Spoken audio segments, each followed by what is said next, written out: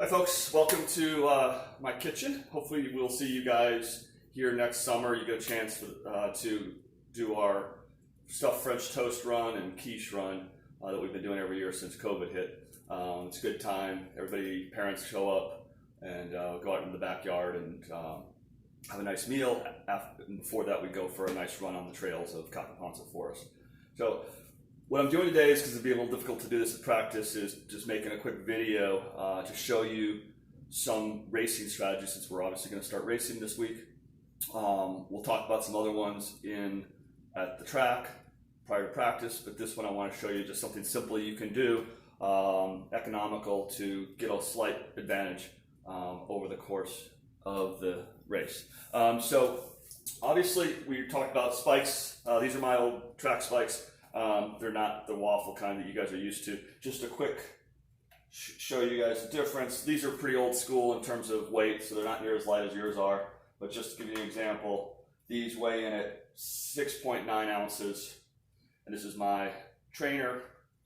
They weigh in at almost 12 ounces. So almost double the weight that you'd be carrying around had you switch that. And we'll show you some math down the road when it comes to not just the shoes, but also the socks, what we're going to be talking about mainly. So don't forget, everybody's got these. This will help prevent slipping and sliding on the course. Right now we've had a dry spell, so you're probably not thinking about wet weather, but a lot of the courses that we have do have significant terrain.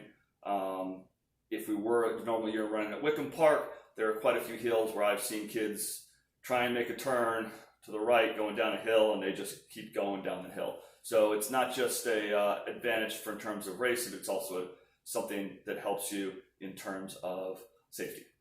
So what I'm going to talk about today is racing socks. So we don't have a lot of expenses in our sport, but so this is a traditional, normal cotton running sock, cheapy Adidas one. This is a one I just got. This is called a brand called Swiftwick. There's plenty of socks that are out there. For racing, you'd want some of the thinnest ones that you can find. These are a microfiber, and as you can see, significantly lighter. You can see a kind of a mesh, and they're really quite light. I've actually seen quite a bit lighter ones than this, but I want to just give you an example of what you can shave off in terms of weight over the course of the race. So I'm just going to dip this in water, give it a little shake here, 2 shakes, right? That's 3.6 ounces, all right? And I'm going to write that here under normal sock, 3.6. And then here's the lightweight sock. I'm going to put that in the water. This has a moisture wicking. I can actually see it beating up on the sock, so it's pulling it away from the sock. 1, 2 shakes. 0.6. All right. So 3 ounces difference. So that makes for nice, easy math. So we're going to do the average number of steps in a 5K race, and it varies a lot by your stride, but what I got online is 3,500. 3,500 times 3 equals 10,500. All right.